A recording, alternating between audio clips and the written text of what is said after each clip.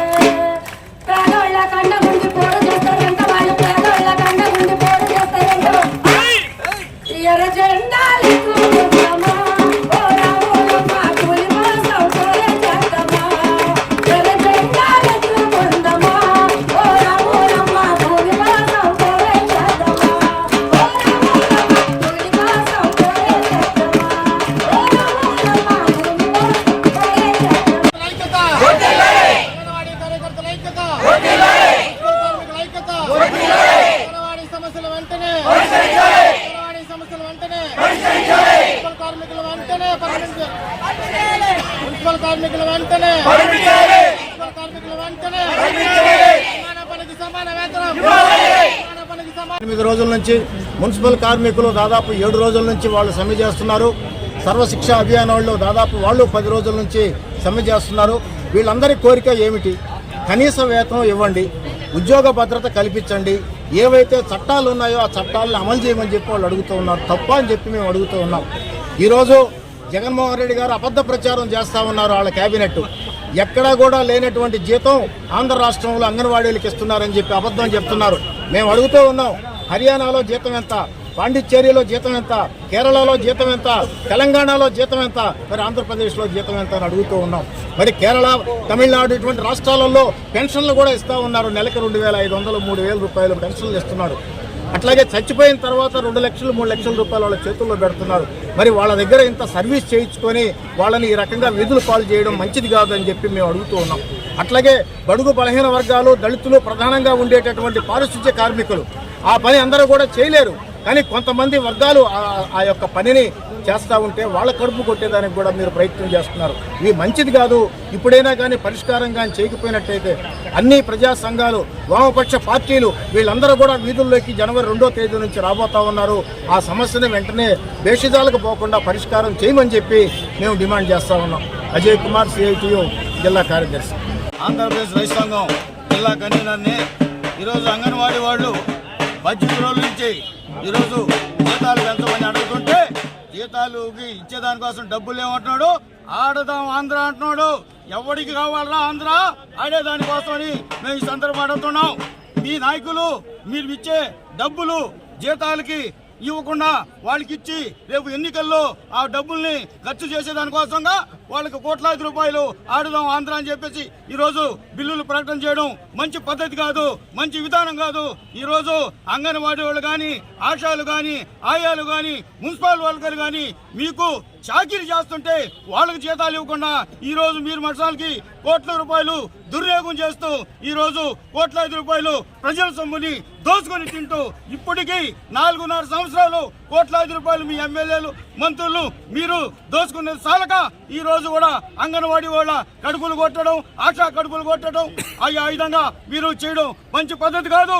రాబోయే రోజుల్లో మీకు ప్రజలు అందరూ కూడా బుద్ధి చెప్పి మీకు ఇంటికి పంపించే విధంగా నిర్ణయం తీసుకోకముందే ఈ ఆశాలకి, ఆయాలకి, అందరికి కూడా అంగన్వాడీ టీచర్లకి, మున్సిపల్ వర్కర్లకి జీతం ఇచ్చి తెలంగాణ ప్రభుత్వం ఇస్తున్నది అది కూడా నువ్వు తెలుగు రాష్ట్రం వాళ్ళు ఇస్తున్నవి డబ్బులు కూడా ఇవ్వకుండా ఈరోజు జీతాలు ఇవ్వకుండా అంగన్వాడీ అక్క, అమ్మ, చెల్లెళ్ళు అని చెప్పేసి ఆ రోజు మోసం చేసి వాళ్ళ చేత ఓట్లు వేయించుకుని ఈ రోజు తెలంగాణ ప్రభుత్వం ఇచ్చినంత మాత్రం కూడా ఇవ్వకుండా ఉండడం సిగ్గుసేట్ అని చెప్పేసి ఈ జగన్మోహన్ రెడ్డికి ఈ జిల్లాలో ఉండే మంత్రి చెప్తాడు.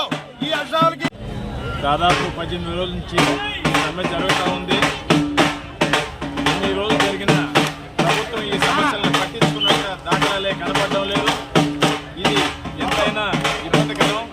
ఏ ప్రభుత్వం వచ్చినా అంగన్వాడీలు, ఆశా వర్కర్లు, మున్సిపల్ సమస్యల మటుకు ఎట్లనే పడి ఉంటున్నాయి. ఏ ప్రభుత్వం వచ్చినా కానీ ఈ సమస్యల్ని పరిష్కరించడం లేదు. వాళ్ళు ఏమీ గొంతెం కోరికలు ఏం కోరడం లేదు. ఖచ్చితంగా మాకు పర్మనెంట్ చేయండి, పనికి తగ్గ వేతనం ఇవ్వండి, ఈ ప్రముఖమైన డిమాండ్లు ఇయ్యే. మిగతా ఎన్ని డిమాండ్లు ఉన్నా కీలకమైన డిమాండ్లు ఇయ్యే. ఈ డిమాండ్లు నెరవేర్చడంలో ప్రభుత్వం ఎందుకు వెనకడుగేస్తుందో అర్థం కావడం లేదు. అంగన్వాడీలు, ఆశా వర్కర్లు ఉద్యమాలంటే 2002లో చంద్రబాబు గారి కాలం నుంచి చూస్తూనే ఉన్నాము. ఆ ఉద్యమం ఒక రోజుతో పోదు, అది విజయవంతం అయ్యేదాకా ముందుకు పోతూనే ఉంటుంది. దానికి సంబంధించి ప్రజా సంఘాలుగా మేము కూడా ఆ వర్కర్లకి మద్దతునిస్తాం. నా పేరు రాంబాబు, IFTU.